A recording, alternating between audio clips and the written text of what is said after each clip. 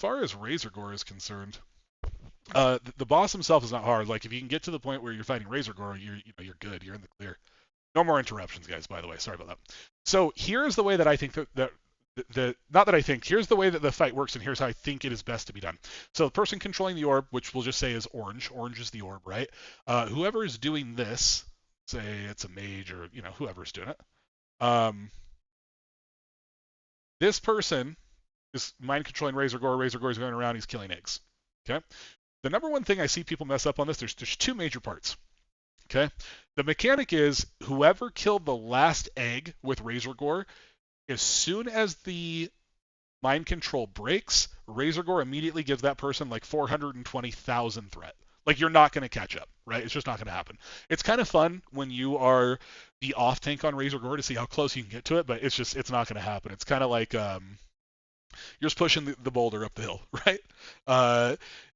Like you keep fighting, but it's never going to happen. So where most guilds mess up, there's two parts. Okay, so there's an egg about right here, and there's another egg like right here. The way that you want to approach this with the person that's doing the mind control in the orb, number one, they should not be up here. They should be down here. Okay, so this is the first thing I see people do wrong. The reason that this is better, this person that's mind controlling is better to be down here as opposed to up here, is because there are mobs that run out, right? We'll say they're these guys, right? This X. So you have mobs, I guess I can use a skull. So you have these mobs that run out from the corridors and they run up here. Right? The dragons always run up here. The only reason they wouldn't run up there is if they died, is if they got, killed before they got there. And then once they go up there, they come back down to whoever they have threat on, which is, hopefully a tank or, a plated DPS or a bear or whatever. So if the mages stood here, the dragons are here, it's just you're inviting yourself to get interrupted with something, right? So mage staying down here causes them to come up here. If they get aggro on the mage, then they have to run all the way back around. And there is so much time between here, like if that doesn't get picked up at that point, you guys got more problems than mind controlling. So first thing, that should be there. The second part is, and I see most guilds I feel like kind of have this as an idea. Now they know that they should do that. The other thing I see them messing up on is they don't do the same egg every single time. It doesn't matter what order these eggs get done in. It can be any order that you want. You can go here, you can come all the way, it doesn't matter. But the last egg, whichever one it's going to be, should be the last egg every single time you come into BWL. And the reason for that is because it allows DPS and healers to get into position and always know that, okay, I'm here, there's 2 or 3 eggs left, I can stay in my spot. Like let's say that this is going to be your egg that you're destroying, right? Which is a decent one because it's right by the orb. So mage gets out of there, he goes over here, and he's with his other mage friends. And priests and stuff, and then you have melee DPS in this position, right? So this is all good. The person who is doing the orb here should be your tank with either the highest mitigation or the lowest amount of threat. And this is where I see people get this messed up. So the reason for that is because, like I said, when you break that orb, it gives you 420,000 threat, or around there. It gives you an absolute ton of threat. So there's no reason to have your pumper take in this position. As a matter of fact, this person, if you're only worried about progression, you don't really care about parsing too much, this person should have like full tier, like 8-piece tier 3 medallion of steadfast might, wearing a shield, like just absolutely kitted, because you're not going to pull off of them no matter what. Now, your other tank, that's another story. So this tank is in this position. This is your high threat, big dick Chad pumper, main tank energy Giga Chad tank. This is that's where you want him. And this guy is just pumping as much threat as possible so that when homeboy over here gets conflagged, all this boss does is that. All the DPS have to do is this, and everybody's safe. The tanks don't have to move at all. Boom, he goes right back. And it's just a back and forth act. If you guys position right and you get the threat situation down, all that should be happening is back and forth, and it's super easy. So, let's see here. I'm getting messages. So this person, max mitigation, lowest threat. This person, Giga Chad main tank pumper. Things to remember here is the position, the roles that you guys want to play. And by the way, it doesn't have to be there. Like if this is the last egg, then obviously you just switch this around, right? Here's the Giga Chad Pumper, here's the mitigation tank, and everybody else is over here. But just do the same egg every single time, and then the tank that generates the most amount of threat should be the off tank for this fight. It's interesting because there's a handful of fights in Classic where the off tank should actually be the main tank, and then the main tank should be the off tank, you know? But anyway, whatever. So there is Razorgore. Vael. So let's clear this. I think there's a way to clear everything. That works. All right, so here's Vael. And when you engage Vael, this is sort of a dangerous fight, right? Like this fight can get your ass into some trouble. Basically, if you clear this fight, like you're kind of good for the most part, for like all the way up to Firemaw, like you'll be fine. And then if you kill Firemaw, then you're fine up to Chromag. And then if you kill Chromag, like Nef is a guaranteed kill, basically. So the way to do this is you want your tanks obviously to be here. If there is at all a chance that this person is going to die, all of the other tanks should be on the opposite or to the right of the main tank, right? So they should be opposite of the DPS and of the healers. And that's because if this guy is over here and you happen to rip threat, Vael is going to turn that way. He's going to breathe on the raid. They're all going to immediately die. That's not good, right? So if you're here and you pull threat, Vael's going to turn here. These people are going to get tail swiped. They're going to fly over there, but they're not going to be dead. You guys, the fight's recoverable. It's not as simple as just saying don't pull threat sometimes because both of these people do need a pump.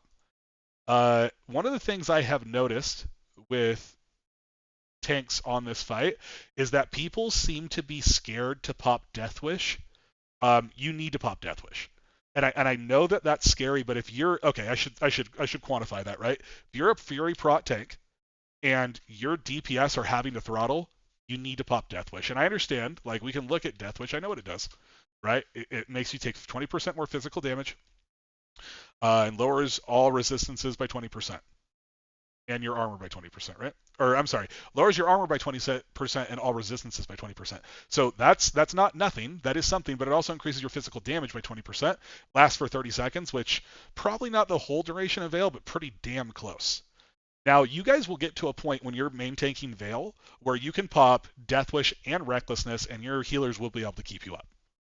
But if you're having issues with threat on Vael, that's what you need to do. Now, I have some clips here of the tip. I was going to talk about it, but it's better if I just show you guys the clip, because when we went to BWL last time, I made a bunch of tips basically to upload onto the YouTube channel. Thought I did. Oh, maybe they're under highlights. I think they're under highlights. Yeah, there we go. There's our speedrunning stuff if you guys are interested in any of that kind of content. All right, so Vael tip. All right, check this out. So when you guys engage Vael,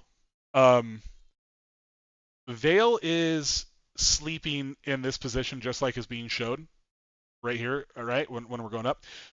Vael has dialogue. So when you talk to Vael, Vael's going to pop up in whatever direction that you talk to him in. So if I talk to Vael here, Vael's just going to pop right up and he's going to be facing me. So this presents a little bit of an opportunity for us. If we go behind Vael and we talk to him, right? So we go over here. When Vael pops up, Vael's back is going to be facing me when I'm in the main tank position. And what that means is that my first hit on Vael is guaranteed not to be a parry. And that's important because it just takes parry completely off the table for that initial burst of threat. And snap threat is so important. Like, you really need to get that first hit off, right? So you guys can see here, I'm going to talk to Vael. Boom. He pops up. Turn. And now my first attack. I wish I would have shown the whole thing. I don't know why I cut it off. My first attack on Vael is going to be on his back. And I'll show that. Let's see. Here.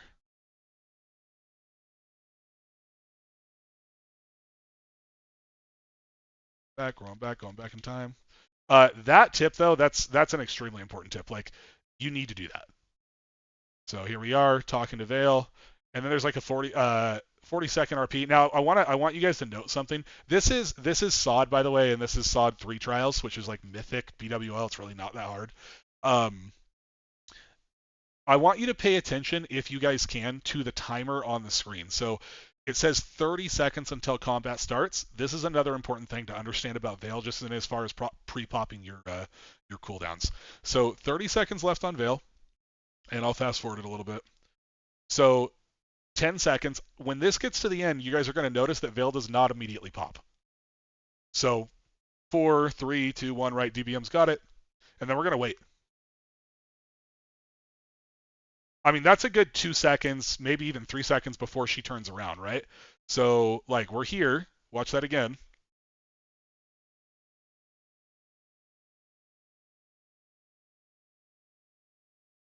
Okay, so timer's over at 49:06. She doesn't spin around until 49:08. So 2 seconds there. So don't play it too close because your GCD is 1.5 seconds. But remember, you need, and you can see up here, I popped everything. I popped Rampage, which is a SOT ability. We don't have Death Wish, but we do have Recklessness. Both of my trinkets, like I've got everything popped, right? So right before you start fighting Veil, you're going to go Berserker Rage. Although Berserker Rage is really not important on this boss. It's just force of habit because you have infinite rage, and that's really the only thing that Berserker Rage gives you as a tank. Obviously Fear immunity, but there's no Fear on Veil. But we're going to go, on a normal fight, we'd go Berserker Rage, Death Wish, I'm sorry, Berserker Rage, Recklessness, swap over to Defensive Stance, Death Wish, because you can Death Wish and Defensive Stance, pop my Diamond Flask, Blood Rage to get some rage, hit my Stone Shield, and I can do that long before the fight starts, right? That doesn't need to be right there, and then I'm sending it on to the boss. So that's sort of the order of operations of things that you want to be doing. So here, we can write that down just so we can like really go through it here. So when you guys are on pre-pull, right?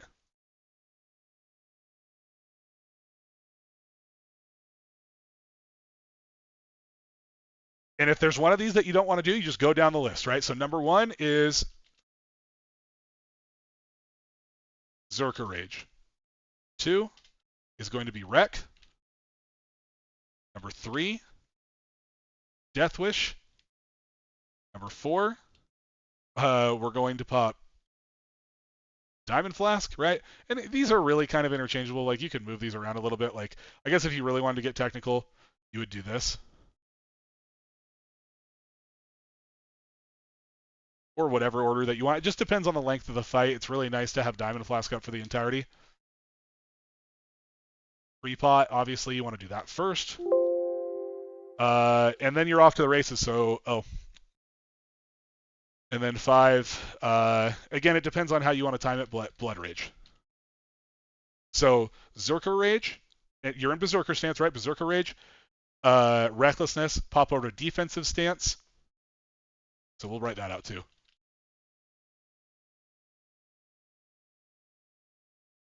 Berserker Stance,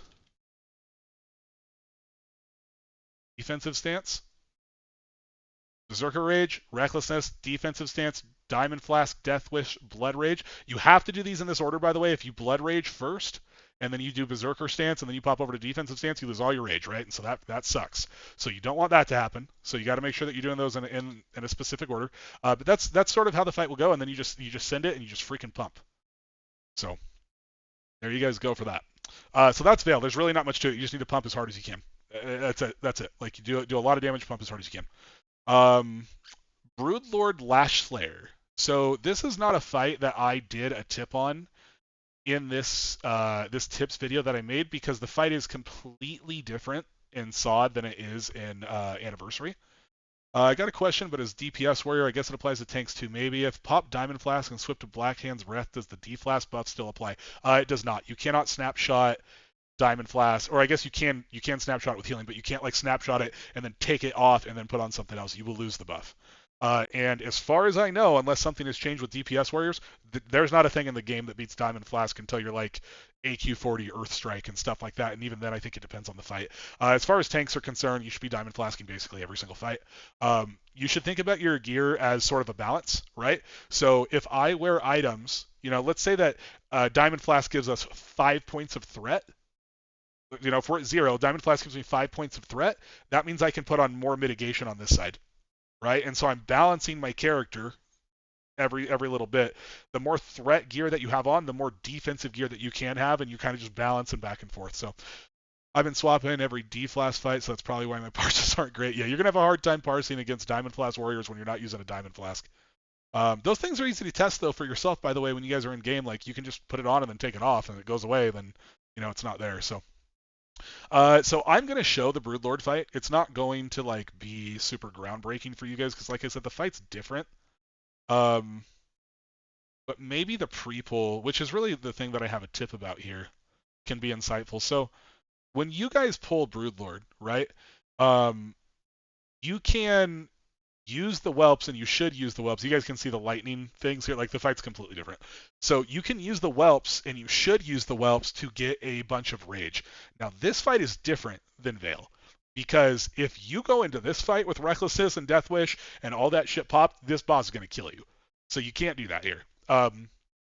When your guild is still progging, I don't even recommend that the boss has Curse of Recklessness on it, because Recklessness makes the boss do more damage, right? It gives them more AP. So that's something that I would be concerned about. This is one of those bosses, and this is really something I should have said at the beginning of this breakdown. The number one mistake that I am seeing guilds make in BWL right now is they are not making sure that their defensives, or I'm sorry, their defensive debuffs are present on the boss at all times. And so what I'm talking about is Demo Shout, your Thunderclaps. If you have a Thunder Fury, obviously, then that carries you in that regard. But those debuffs are so important. Like, I don't know that warriors actually understand how much mitigation Demoralizing Shout and Thunderclap will provide to you. Again, if you don't have a Thunder Fury on the raid, you have to have those things. A lot of times when I look at logs and I see overkills, like when people die, right? I'll look at the overkill. 100 damage, 300 damage, 220 damage. It's like very livable damage. Now you got to think, right? Is Demo Shout going to take 220 damage off of a hit? Probably not. But all of the subsequent hits being weakened, you probably would have lived. So really, really important that you guys have some type of debuff tracker on the boss. And this is a really important tank tip. Write this down. You need to have a debuff tracker that easily shows you the debuffs that need to be present on the boss. And when I say that need to be present, it should be grayed out, and then when the buff pops up, it comes on, because it's so easy when there's all these debuffs on the boss to like, oh, is Demo Shout on there? You got to look for it. I don't want to have to look for it. And when I pull this boss, you guys will see. So we're chilling here. If you really want to time it precisely, and it depends on where you're at as a guild. But if you really want to do Death Wish, I would not recommend doing Recklessness on this fight. But you can sit in defensive stance. You can get a bunch of rage, then you can pop Death Wish, and you can run in, pop a Stone Shield, and you'll be okay. Stone Shield is mandatory. That is not an option on this fight. You must pop a Stone Shield. You have to. So you guys are going to see when I pull here. I want to show. Okay, so it's on the boss right now. So everybody take a look at this. This is what I want to show you. So this right here, these are all the debuffs, right? So this is Wisdom. We're Alliance, right? Which is cringe, but it is what it is.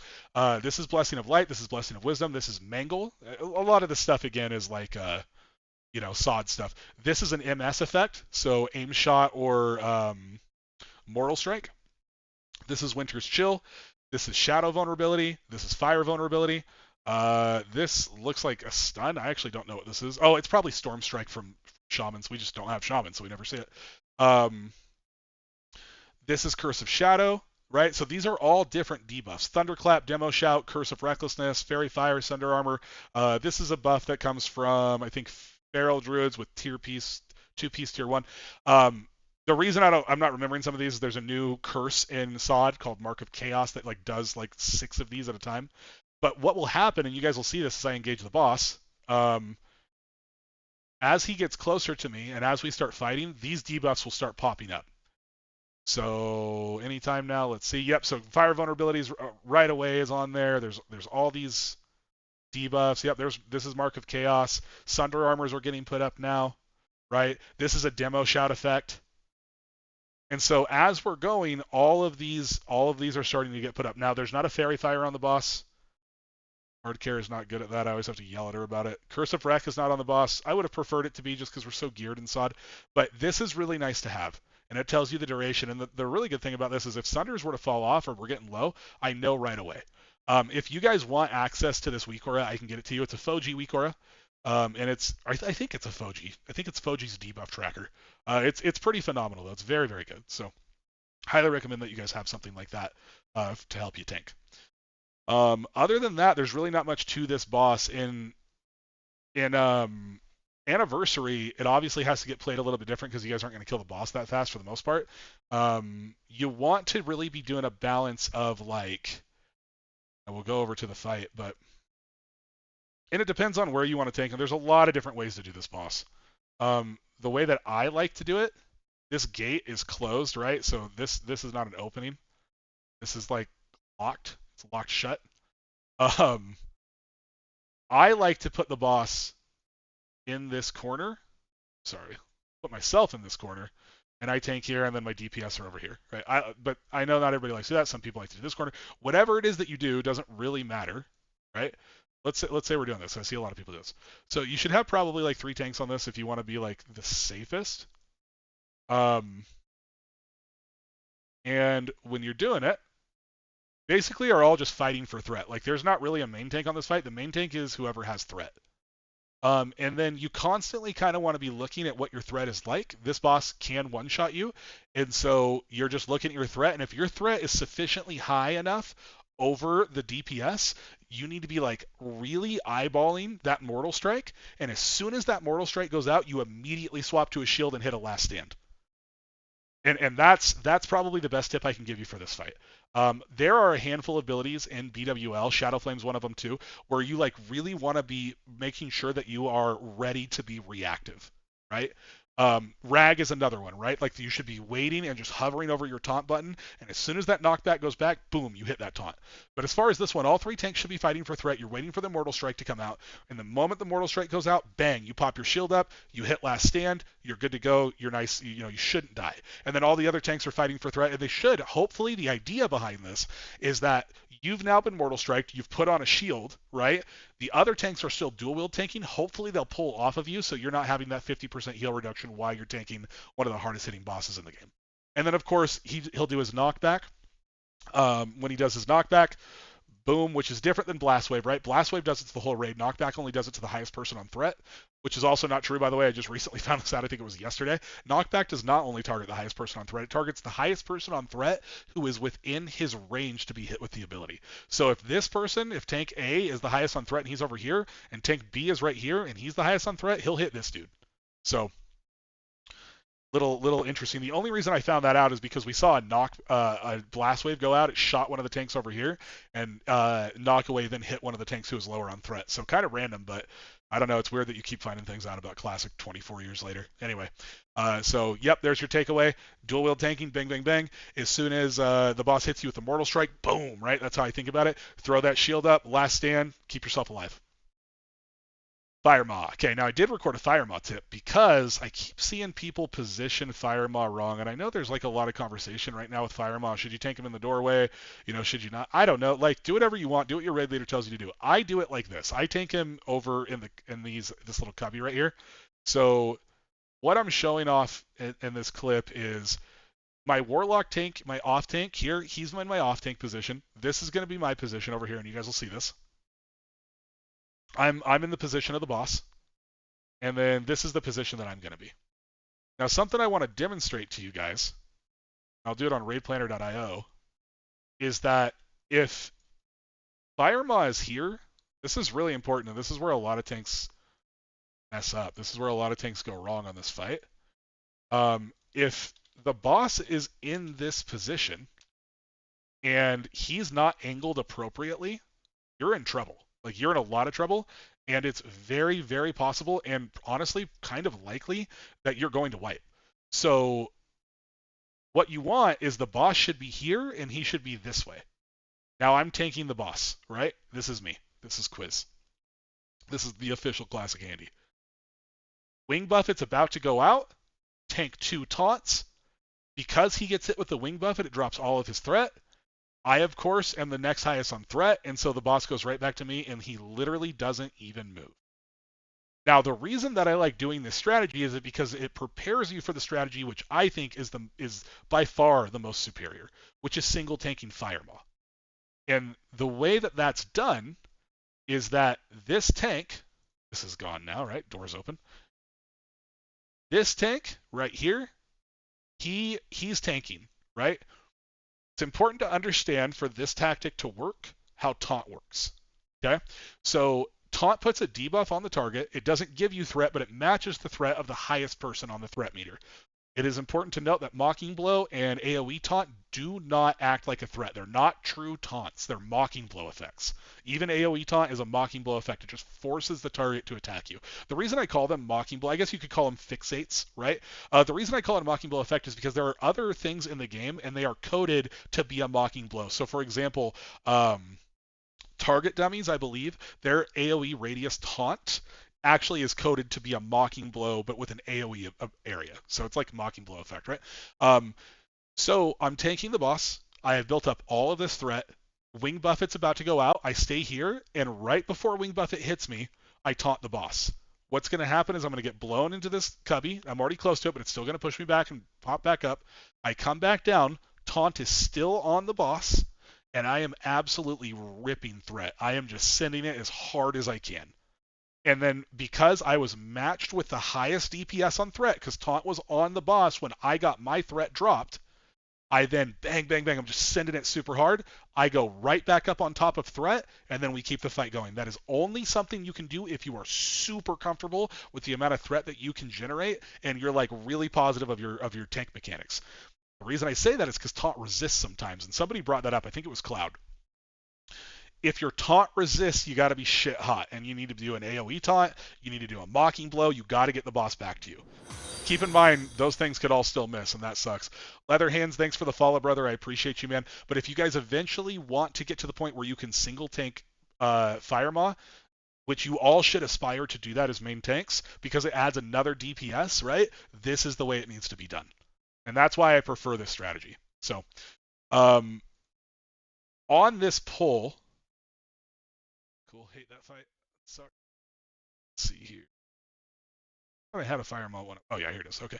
So on Firemaw, getting the positioning is the most important part. If you get the positioning wrong, man, you're in a lot of trouble. So I want you guys to watch how I pull the boss. So we're standing here. I'm targeting Firemaw. Everything's all good, right? When I pull him, and I'm kind of demonstrating it right here, I'm going to pull him, and I'm going to make... See if there's another image that would also be good for this. And no. All right, so there's not. Firemaw's over here, right? He's like off screen. He's chilling. So he's way over here. And when I pull the boss, right, I'm like over in this position when I pull the boss. I have to make a J. And so the J shape that I'm going to make is this and then this. And you guys are going to see that in a minute. So I go and grab the boss. I pull him back around, and then I'm in this position. And what happens because of that... It's my Firemaw. There we go. What happens when you do that is the boss follows you. He comes here, and then he ends up in this position. And that's exactly what I want to have happen. In this clip, you guys are going to see that. So here we go. On it, everything's good. Gonna pull the boss. Explain to the raid what I'm doing.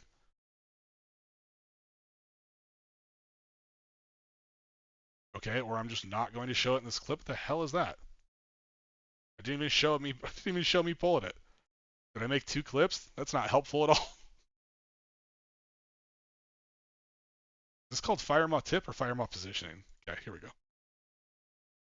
That was that was anticlimactic as hell. So anyway, here we are, right? So I'm pulling the boss.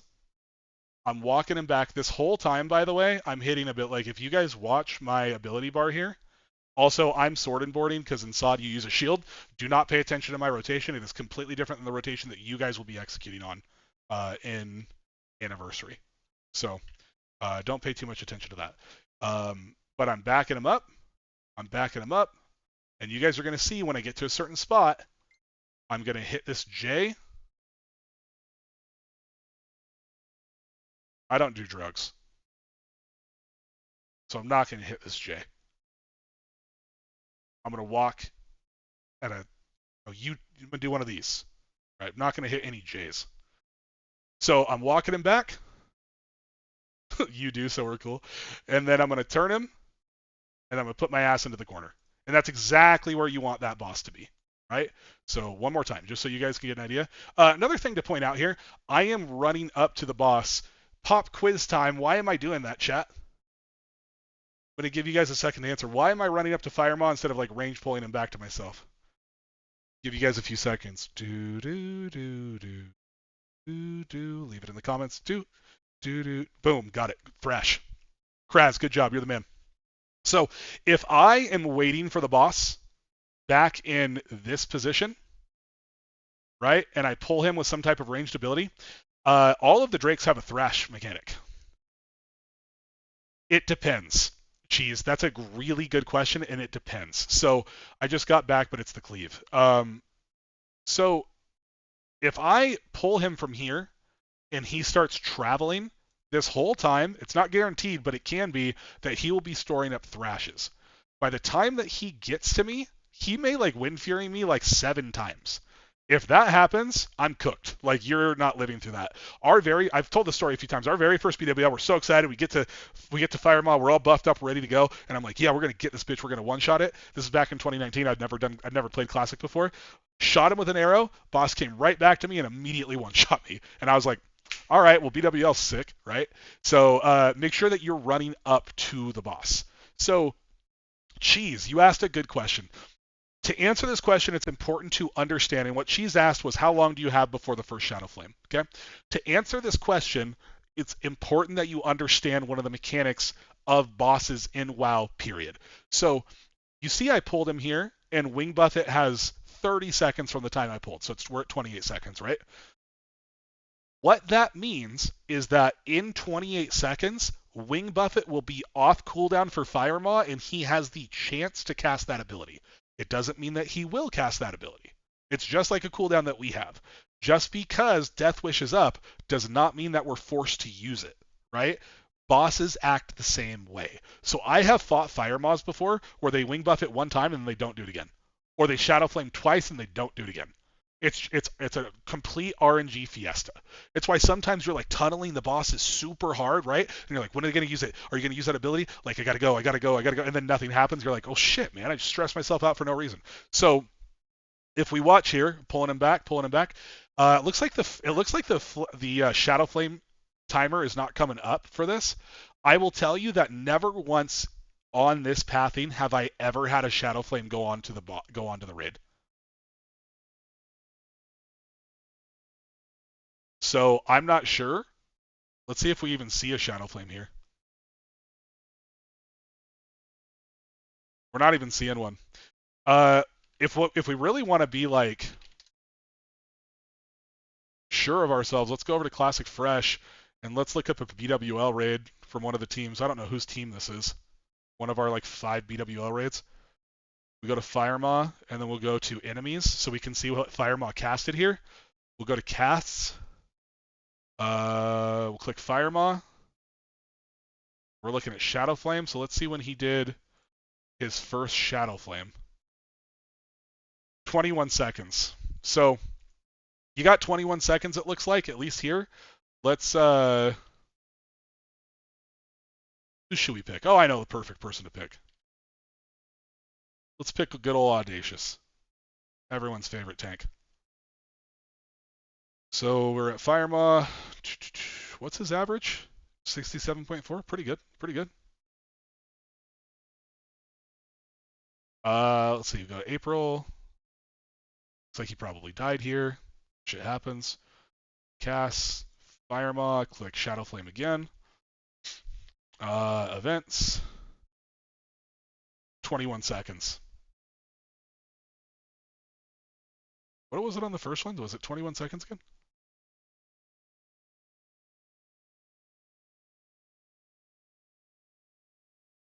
I don't know if that's a coincidence or what. That's obviously only 2 logs. Like I said, it's kind of hard to believe it was a coincidence if they're both 21 seconds, right? So it looks like I would count on you have about 20 seconds. And let's just check from the time that I pull the boss. So the clip starts when I start pulling the boss. Let's see. We're in position. Boom.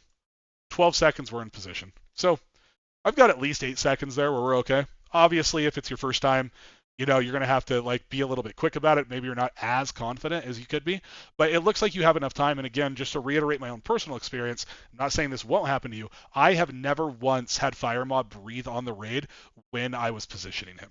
So there you go. There's your Firemaw. All right, next fights are a little bit more complicated, right? Like these are kind of Firemaw is more of a raid check. These bosses are a tank check entirely. Now, if your raid leader has you guys do something different, I'm not saying that they're wrong. I'm not saying that I'm right. I mean, I am right. I'm a tank. So typically when raid leaders are tanks, they kind of have a better idea of how tanks should handle mechanics. But whatever, I digress, right? This is, in my opinion, the best way to handle this fight. So Ebonroc and Flamegor have basically the same abilities, right? Except one has an enrage, whatever. So things that need to be taunted. 2 things that need to be taunted, right?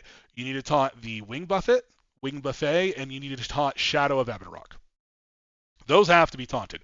If those don't get taunted, like you just the fight takes forever or you die. So I want both of my tanks stacked up on top of each other in this position. The reason I want these guys here is because they're not getting hit with a Wing Buffet.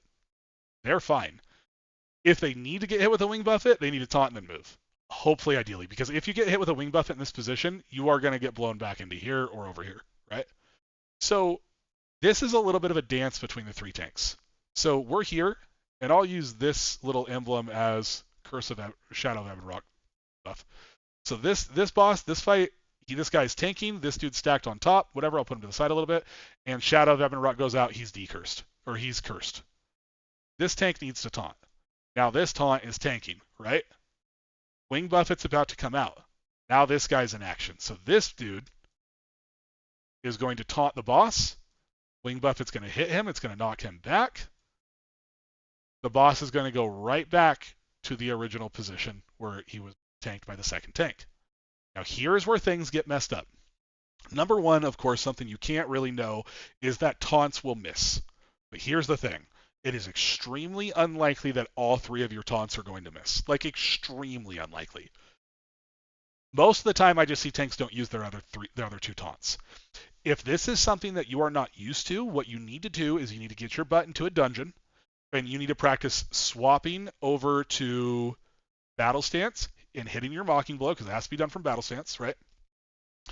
And then swapping back to defensive stance. It is not a horrible idea when you do swap to battle stance to have a macro that when you swap, it puts your shield on. And then you swap back to defensive stance and you're dual wielding again, right? Just for that little added layer of protection. Not the worst thing in the world. To do that macro, literally all you do is you do /cast battle stance, and then underneath it /equip the name of your weapon, /equip the name of your shield. It's that simple. If you want to do equip slots, you can do that too. You don't need to do all that though. The game takes care of it for you. Now, here's where your variables come in. So let's say that you're tanking and everything's going good. In the fights, you're going to get it. This guy taunts, it misses. He's still here. This guy mocking blows, it misses. He's still here. This guy AoE taunts, and it works. Or whatever order, right? I would recommend that you taunt, mocking blow, AoE taunt, just because mocking blow is on a shorter cooldown than AoE taunt. But if you really need to be fast, AoE taunt can obviously be done from defensive stance, so you might just taunt, then AoE taunt right away, right? Now, this guy is here, right? His AoE taunt is down, or his mocking blow is down, and his taunt is down. After this Wing Buffet hits him, he only now has 1 option left. He has taunt up. Then the boss goes back. This guy needs to swap over here. He now becomes the Wing Buffet tank because, and by that time this debuff should be gone, because this guy has all of his taunts available to him. And this is where the dance comes in. So tanks have to be communicating here. This is a really important time. The raid leader should be telling you guys, you do not talk. You let the tanks talk and communicate with each other. Now let's say this guy, right, he's going. Now this guy has it, and he gets Shadow of Ebonroc. This guy who just moved over, our original Wing Buffet tank, now he's taunting and he's tanking. Here's our new Wing Buffet tank. He taunts, he AoE taunts, he Mocking Blows. Boom. It's over onto him. When the Wing Buffet goes off, it goes right back, right? And now we're in a little bit of a predicament because this dude's cooldowns are up and this dude's cooldowns are up. So what are we going to do? We're going to wait for this debuff to fall off, right? We're going to wait for the debuff to go on this guy because if he immediately taunts, what can happen? The debuff can go right back on him. And then we're going to be back to this guy who only has a few of his taunts. So we're going to wait for the debuff to fall off of this dude. We're going to wait for the debuff to go on this tank. This tank is going to taunt. And then this tank is going to move. And what does the Wing Buffet guy need to do? He needs to go back to position. And so there's this constant ebb and flow where you're moving around based on who has what cooldowns up. Now, do you need to do all that? You don't need to do all that, and you'll kill the boss if you don't. And I bet a bunch of people in chat are not doing this. I doubt anybody is doing this, right? Because this is sort of more complicated tank nuanced mechanic stuff. But if you do that, you will have a lot more kills be successful, and they will go a lot smoother. So keep that in mind. So for whatever it's worth, just keep that in mind. Obviously, Flamegor, there's really nothing to talk about there. Do the same shit. So Chromag. This one can be dangerous, right? This is a dangerous fight. So lots of things that I could talk about on Chromag. Number one, this is not the position that we tank Chromag in. Chromag. So this is the way that I tank Chromag. We have our entire raid. Out of here. What is this? We have our entire raid, and they're going to LOS behind this corner. I am not saying you need to do this because there is a downfall, there is a downside to tanking like this. But we have our entire raid tanking here. I'm going to have my biggest single target healer for us on Alliance, it's a Paladin. He's going to come in with me, and he's going to be standing in this position, but opposite and on the inside of the cage. The moment that Chromag comes out, I'm going to pick him up, I'm going to turn him around, I'm going to be pumping threat to him, and I'm going to walk back into my position, I'm going to be backpedaling. That's another tip that's important. If you are a tank, you need to have backpedal bound. I know that in PvP it's like not good and backpedalers are noobs. Not for tanks. For tanks, backpedaling is OP. You need to be backpedaling. It's very, very important that you can backpedal so you can get bosses into perfect positions. And I know, like, yeah, you can jump, strafe, whatever. I don't care. It's more dangerous. There's no reason to introduce another level of danger into tanking, which could potentially cause your entire raid to wipe and lose world buffs. Just walk backwards, hit your S key. So we're going to pull the boss here. I have someone pulling the lever for me. He's going to walk out. The moment he does, I'm going to smash him. Boom. Hit him. I'm going to turn him. I'm turning myself, so I'm not getting hit in my back. Pull him into the position. Now notice there's a ground marker here too. This is where I want to be. I'm yelling at our healer because he didn't come through, but he will come through and he'll be running right over into this spot. I hope. Where is he? There he is. Okay, so the reason that he ran so fast is because there's a speed boost in BWL and SOD. It's one of the debuffs. It's a speed boost, and then it slows you down. It's back and forth, whatever. Now, this guy is going to be here. He can LOS in this little cubby, and I'm going to be right here tanking the boss. Now, the reason that this is so good, let's do another pop quiz, chat, and YouTube for when I upload this later. Why would this be an advantageous way to tank Chromag? What is the benefit to the raid for having done the fight like this? What do you guys think? Should I play the Jeopardy music again? Do do do do do. Anybody got an answer? Do do do do do do. Any guesses? Anybody want to take a little guess? Breaths. All right. What else? Who else thinks they know?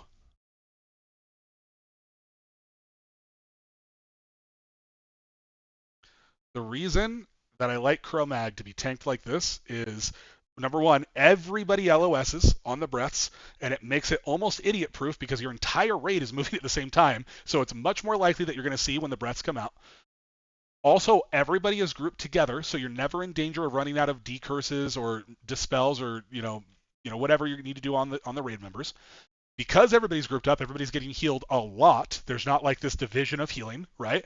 And they get to hit the boss almost immediately. Like, there's not really any waiting for the boss. Like, you'll notice my raid, as soon as this boss comes out, I'm ripping. Now, obviously, you have to watch for... So, boom, I hit the boss, and they're right on him right away. There's like a 1 second there. It had something to do with the breast. Yeah, it makes the breast really, really easy to dodge because it's literally right around the corner, then right back, right? Um, so it's just a super easy way to do the boss. Now, can anybody tell me the negative part of it? What do you think, Crag or Cag? What do you think is the negative part of doing the fight like this? And does anybody else know why? Like, what could be the downfall of doing the fight like this? Anybody have any idea? Because there is one, and it's not. It's kind of a major downfall depending on your raid group. Um, or it can be at least. I don't get clapped. Some tanks might get clapped. I mean, if you get clapped, everyone's going to die no matter what, right? Like, it's unlikely that on pull you're going to save it. I guess you could, but, unlikely. The negative thing about tanking the boss like this is that you can only do it once. If you wipe, he just sits in the freaking middle of the room. So you can't like get everybody into pre-position. Like you could do it again, but it's almost more of a pain in the ass to do it at that point. So this is a fight. Like if you're gonna practice Chromag like this, like you need to make sure that you kill him. So I don't know. I know a lot of guilds are still wiping on Chromag. Yeah, like this. Okay, so they had 2 wipes on Chromag, right? And when he resets, he just sits in this room. He doesn't go back into his cage. And so if he does that, obviously you can no longer do that strategy. But in my opinion, that is the highest up. Well, it is the highest uptime, not in my opinion. It is the best way to do the fight if you feel confident that you're going to get the kill. So there's that. Now let's talk about how you guys are going to do Chromag. So that's a tip for you guys to aspire to. I gave you 2 of them, one on Firemaw and one on Chromag. Now most of you guys are going to be tanking like this, right? Am I right to assume that, guys, that you guys are all going to be tanking like sort of in these positions? This guy doesn't need to be here. Yep, okay. That's what I thought. And honestly, if it's not broke, there's no need to fix it.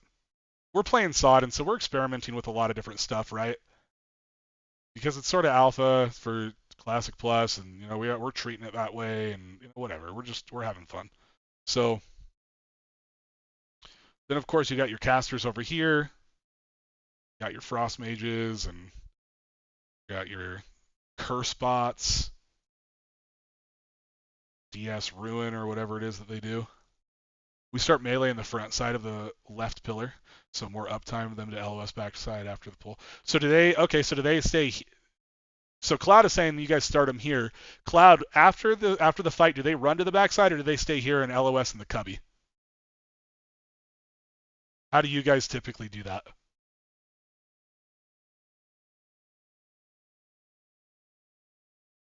I'm curious. After to backside after a few dispels. Yeah, okay. Okay, so that's fine too. You guys stay in the cubby as well. Depends on the LOS. We've been using cubby as a safety, so there's a major issue to using this cubby for safety for melee DPS, and that is that if they LOS, and I'm sure you guys know this, right? But just to make sure you can't attack them or you get fucked. Yeah, it's exactly what I was going to say. So the issue is if your melee fuck this up and they're attacking, they just die. So that's the only reason I don't like this, because Chromag's like one of those fights where you kind of want to idiot proof it, just because, I don't need to tell you guys, you raid, you have a whole raid group filled with people. You know how that goes. But there's nothing wrong with doing it the way that you guys are doing it, and it does result in higher uptime. I would argue that if you're worried about uptime, you should do it the first way that I showed it, but that's neither here nor there, like whatever. So regardless of where you have people, right, you're getting to this section of the room where the small tiles become the big tiles, and you're sitting right in the middle of it, and you're tanking Chromag here. Obviously, when you're tanking this fight, the only thing to really have to worry about is time lapse, and time lapse is a huge pain in the ass, and it can be a major bitch. So there are a few ways to handle this to make sure that nothing bad happens. The first one is you need to be wearing a shield on this fight. I talk about this in basically every video I make. The tanking series that I have coming out is going to be talking about it in depth. There is a major, major misconception in World of Warcraft Classic that you have to dual wield all the time, and it's just simply not true. It's just not. I can prove it on simulations. I'm not going to do it during this, but I absolutely can. I've done it a bunch of times where if we pull these numbers up, right, and we start looking at TMI, the Thekmalor index, and the damage mitigation, and how much threat you generate versus how much threat a warrior DPS generates, if you do not have world buffs, and a lot of times by the time you get to Chromag, you don't have world buffs anymore. If you don't have world buffs, you don't even need to wear a shield. You can, or you don't even need to dual wield at all. Like, you will generate enough threat as a tank, as a Fury Prot tank wearing a shield against a Fury DPS. If both of you don't have world buffs, you will be able to hold threat off of him just based on you being a Fury Prot tank alone. Now, this fight is even more so. It's more so that you do that. Number one, he obviously does corrosive breath. If he has it, reduces your armor, you take a ton of damage. But number two, he just slaps in general. If a hunter misses a trank shot, or you get to the enrage point at the end of the fight, like 10% or whatever, and he starts slapping you, like, you need to have a shield on. All of those blocks are going to stop you from getting crit and crushed. It's decent for AoE threat, but not great for single target. I'll talk about Force Reactive Disc in a minute, because Force Reactive Disc is actually pretty good. And yeah, you should have a Greater Stone Shield pop for this the entire fight. There was a misconception about Greater Stone Shield with a handful of people that I'm just going to go over it in case you guys don't know.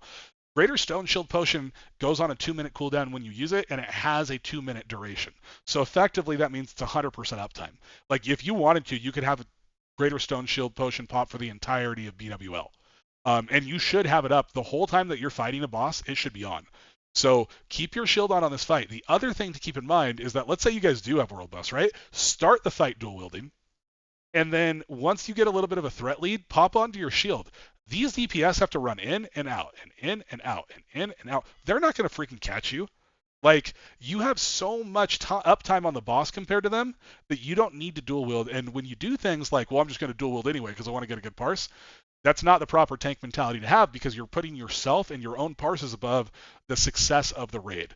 Keep in mind, this is the same raid that is feeding you gear and getting you, like, looted out of your mind so that you can do the job you're supposed to do, which is to not wipe the raid. So this boss is a really good chance for you to show your tank knowledge, not do dumb shit like dual wielding through the whole fight, and make sure that the fight goes smoothly. XXX Cheese says, what are your thoughts about mitigation stat priority in terms of dodge, parry, defense, and stam? That is a freaking phenomenal question. That is one of the best questions about tanking I've been asked on here. That's a very educated question.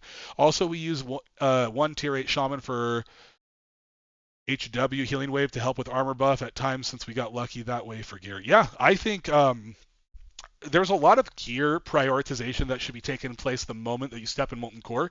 And one of the things that you should do is you should pick one shaman. Tier 1 is not this, right? Like, it's just not. Like, those pieces are not very good.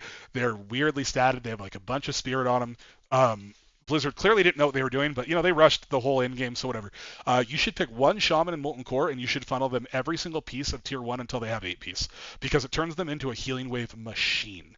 Like, they are so powerful. And until shamans in BWL get 3-piece tier 2, that shaman is like one of, if not the most competitive healer in the game with that healing wave that will bounce. It is such a powerful ability. And just like Cloud says, it keeps it keeps Ancestral Fortitude up. Now, one thing, and I think that we have this misconception. I had it too until just recently, because they use Healing Wave and they use their Healing Wave spells to get Ancestral Fortitude up, but it actually doesn't require that. It can be, based off of the wording on this, it looks like it can be an effect from any healing spell, so it looks like Chain Heal will work.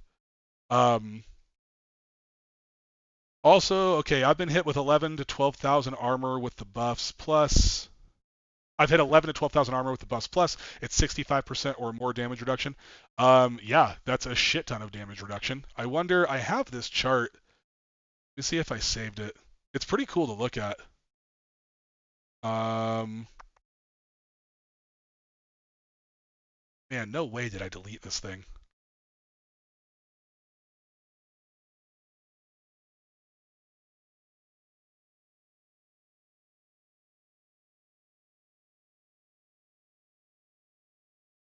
I'll have to find it another time. I had a. Oh, here it is. Oh, that's not it. Where is it?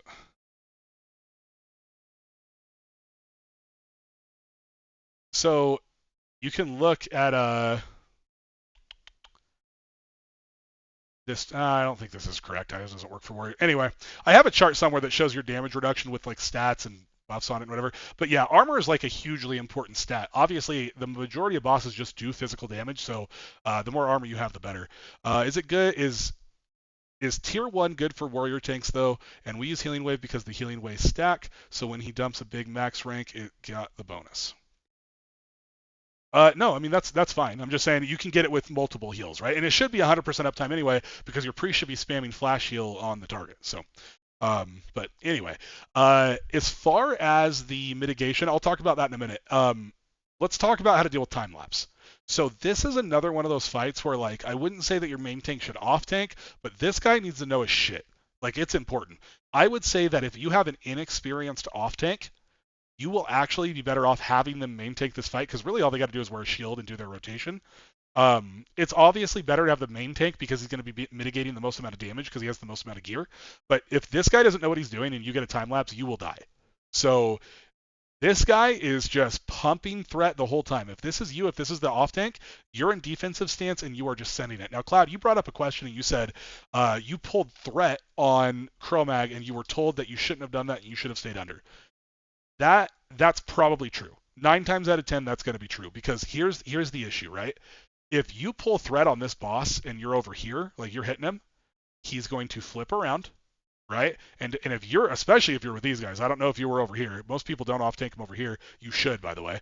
Oh, that was you. Okay, Gumperson. So bald. You're bald, right? I think Gumperson is bald. So you pull threat, you're over here, he turns, he runs to you. Now these guys are going to have a pain in the ass LOSing. They have to run back around to the other side. But the other thing that happens is you're putting yourself at serious risk of getting killed. Because you're pumping threat, who knows what freaking cooldowns you have popped, and the healers are not ready for you to be tanking. Like the healers are healing this person. So out of nowhere, if Chromag turns, let's say he enrages right at that time and he hits you 3 times, you might blow up. So it's really dangerous for you to do that. So your job as an off tank is not just to like, oh, I'm going to do as much threat as I want, and the main tank better be able to hold it. And if he can't do as much, I'm not saying you're saying this. I'm just for the argument. On time lapse, I know to do that, yeah. But even if it's not time lapse, like I'm saying, like if he turns around, he could just one shot you because the healers aren't really ready to keep you up, right? Maybe not one shot, but he could like 3-shot you, and if it's in with like a 0.5 seconds or 1 second, the healers just might not be ready to heal you, and then you're just gonna be dead. So you gotta have some control there and make sure that you're not pulling threat. The other thing is if it's not time lapse, like if you've gotten both breaths and it's not time lapse, you should no longer be a tank. You should be a Fury Warrior and you should be DPSing in Berserker stance. Now, you could say like, oh, what if this tank dies? If this tank has a chance of dying, then yeah, stay defensive. As you guys get better, the chance of this tank dying go to basically 0, right? But when that gets to that point, this guy becomes a DPS on time lapse, right? Just so we go over this once. Time lapse is the only breath that you want to get hit with. So the way that time lapse works is it comes out, stuns everybody for like 6 seconds, and it cuts your threat in half, which means that he is just going to run around bop, bop, bop, bop, bop. He's just bopping everybody, right? So everybody else, your LOS stops. Time lapse comes out, all these people run out. You have a couple healers, right? They still stay LOS so they can keep healing. So, but for the most part, everybody gets hit except maybe 1 or 2 healers. This guy's DPSing, right? He hides. Time lapse comes out. Here's what the boss is going to do.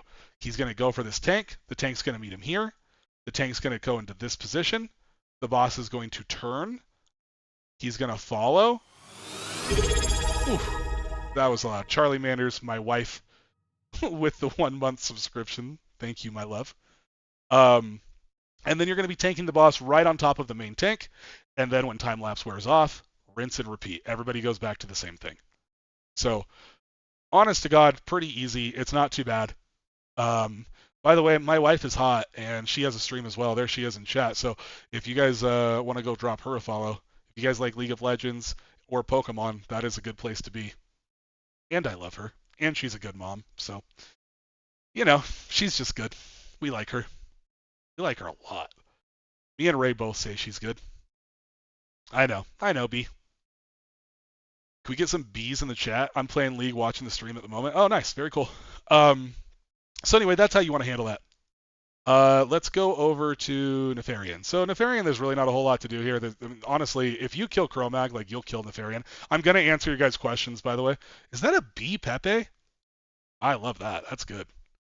The only thing I would say to add to this, and you guys probably already do it because Murder's actually taught me this, is I have actually come to prefer the tanking of Nefarian in this direction.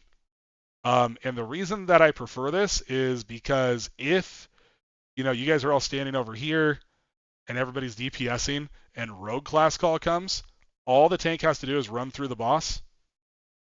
The boss flips. DPS literally don't have to move. Rogues are rooted, so they're not going to get tail swiped. And then they just move over here once Rogue calls over, and everybody's fine. It's like the highest amount of time. It's honestly, it was a great tech on Murder's part. Like, I actually taught my SOD raid, and I have a bunch of people in there who've been playing the game for, dude, I don't know, 2 decades, if not longer. And everyone was like, whoa, that's a way good idea. Why did we never think of that? Like, it's crazy. It's been, 24 years almost, and we're still learning stuff about Nefarian. Like, absolutely nuts. So, now there is some healing stuff that you can do on Nef. How are we doing on time here? Where are we at? Oh, we've run out of pre-roll. So, okay. I got to run some ads so that when people are coming in, they're not getting hit with 3 minutes ads, because that is unacceptable. If you guys don't want to watch ads, and I will hold off on the stream, I won't do it while the ads are running. I'll wait until all you guys are coming back. If you guys, and I need to go use a bio break real quick anyway, but if you guys don't want to get hit with the ads, drop your Twitch Prime right now if you have one available, or just drop a regular sub. I would super appreciate it. While I'm gone, I would, let's see, go over to our YouTube. It's right there. Sub to the YouTube, check out the videos there. We got some really funny stuff going on in our raids. We also have some guides going on over there, and of course our speedrunning contest. The Icebreaker Blitz tournament is uploaded as well, so lots of cool content over there. I got some reaction videos there as well. But yes, so I'm going to run ads real quick. If you guys don't want to be forced to watch them, drop a Prime or a regular sub, and other than that, we will be right back. So let's do, Babe, I got 30 seconds of commercials, and I got 3 minutes. There's no in between. I'm going to do 1:30. Here we go.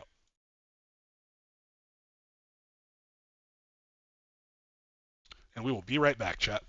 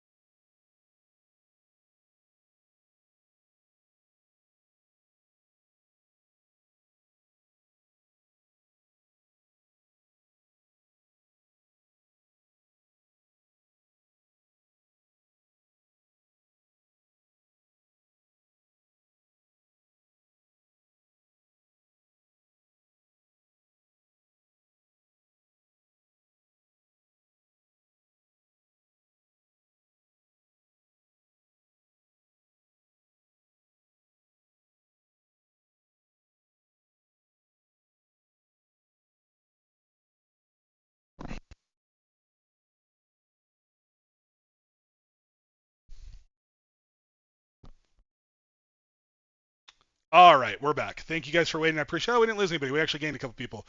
Appreciate you guys hanging around, sticking it out. I know ads suck. Nobody freaking likes ads. Okay, so we're on Nefarian. Rogue class call happens, whatever. Flip them. We talked about that. Here is another tech on Nefarian that could help a lot. Now, this doesn't really have anything to do with the tanks. This has more to do with your raid composition and your raid leaders plans. Nefarian does not do a lot of damage to the raid. As a matter of fact, he does almost 0 damage to the raid. There's just not a lot of damage going out. Other than the class calls, which, obviously ads and stuff can come out, there's really not a whole lot of damage to heal. So what we do, or what we did, we don't do this anymore because the nature of SOD is different, obviously. I've said that a bunch of times, but just to reiterate, what we used to do is this is our biggest Chad Resto Shaman, 3-piece tier 2, Lay of the Life Giver. He's got, all the good stuff, like all the big pieces. He's got the shoulders from Molten Core. He's got, the pants. He's got all the sit gear, right? This is our biggest pumper. Highest uptime, 90% active time on logs, 99s across the board, right? This is our big boy. Every other healer, all they're doing, and I literally mean all of your other healers are literally just tunneling as hard as they can on the tank. They're sending it. They're not stopping. They're just boom, boom, boom healing. This guy, he's healing all of these people by himself. Now, If your Resto Shamans are smart, they're going to fight over this position because this is going to get you 99 and 100 parses. But it's also the safest way to do the fight because the biggest danger of this fight is Nefarian does a combo of like some thrashes and then to a Shadow Flame and he chunks your tank and then your healers, you know, your priest kind of fucked up and they put a bunch of corrupted healing on him and then your tank dies. That is what you are in danger of on Nefarian. By having every single healer spam heal your main tank, it is almost impossible that this person is going to die. It also keeps you ready in case class call for warriors comes out and that he has to take in that shitty berserker stance. That sucks, right? So one shaman, raid healing everybody, all of these people spamming the tank. If you don't have like a really, really high level shaman, easy enough. Put 2 men on the job. Your other 6 healers or however many you have, they can deal with everybody else. And you have your 2 Resto Shamans. And of course we want our 2 Resto Shamans to do it because they're chain healing gods, right? This is probably like most likely going to be like a chain heal rank 1 fight. Right? Not every fight is, by the way. A lot of fights you want to use chain heal rank 3. Don't tunnel on chain heal rank 1. It's good, but it's not the end all be all. You got to use both.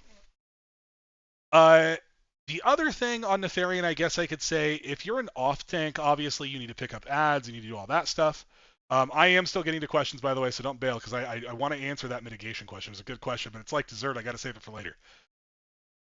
This guy right here, he is whatever. You just tank him, and it's not a big deal. These guys can cause you some problems, though. Right? These boys right here. So one more pop quiz for the chat. What percentage does Nefarian resurrect these skeletons? Who knows? Who knows? One of the most important things about being a good tank is being knowledgeable about the game. Tanking 20% Kraz, my man, on it. On it today, dude. I love it. I thought it was random. It is not random. He does it at 20% every single time. So one of the most important things about being a tank is understanding how the fights work. So at 20%, his health drops to 20%. Boom. All of these guys, they get resurrected. Now, druids are really good for this, by the way. This is one of the things they're super good for. But druids don't have to do it, right? You can do it as this guy right here. So boom, we're here and we're here, whatever. Let's say we're warriors, right? I don't think there's any druids in the chat. So we're here. AoE taunting can be dangerous in this situation, right? Because if all these just turn and hit you, you're going to die. So let's think. It's physical damage. How can we reduce physical damage the most or just get rid of it entirely? This is one of the almost non-existent situations in the game where you actually want to use a lip. Limited invulnerability potion. Yep, Crag, you got it again. Want to lip. So AoE taunt, lip, all of these should be dead by the end of that 8 seconds or however long it is. 8 or 6 seconds. Anyway, let's see.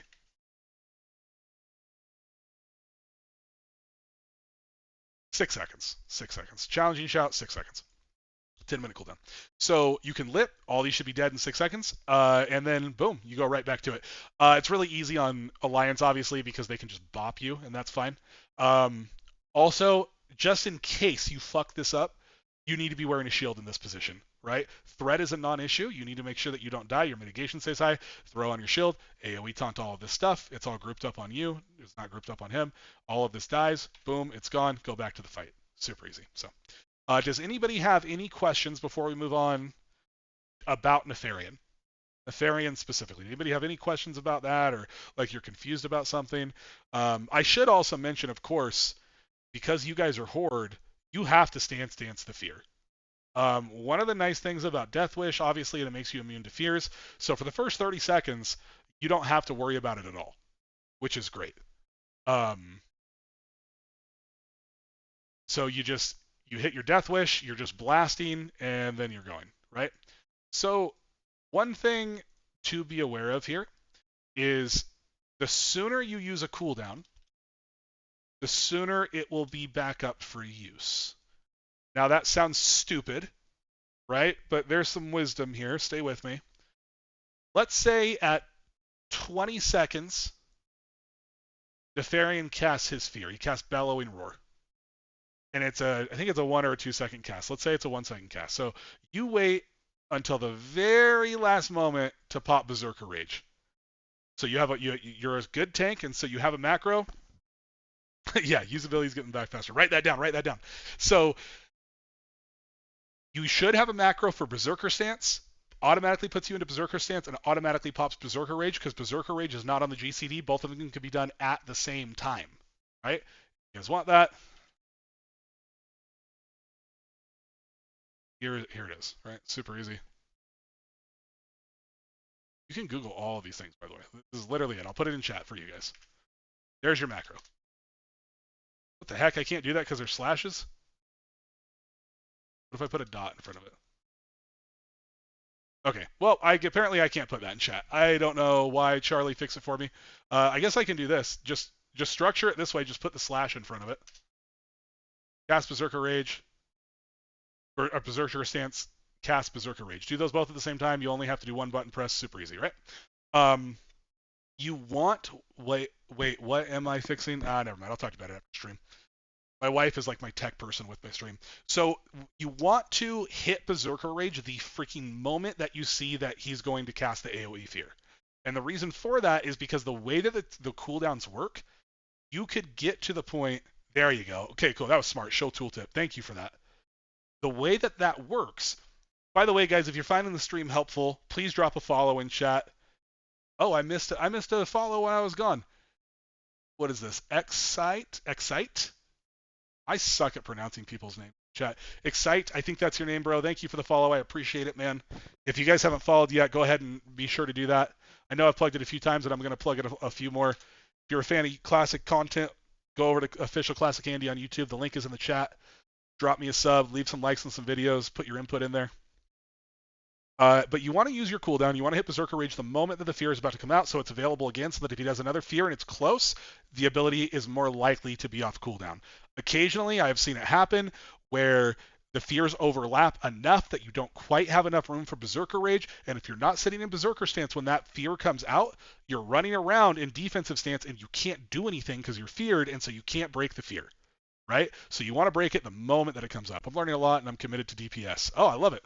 Hey, man, you're the smartest DPS in the goddamn world. No other DPS care about any mechanics at all. And I really can't stress this enough, guys. One of the best things that you can do is do this. Go into these. This is not the guide. This is the actual boss, right? There will be a list of abilities here. And you can go down to his abilities here, and it will tell you literally every single thing that he does. And if you're curious about what something is, you can click on it, and sometimes it'll have a little bit more, and a lot of times can be avoided by using limited invulnerability potion. There you go. So there's all sorts of interesting things. I actually didn't know that, but that's good to know. So that's interesting that works. This must be coded as a physical attack.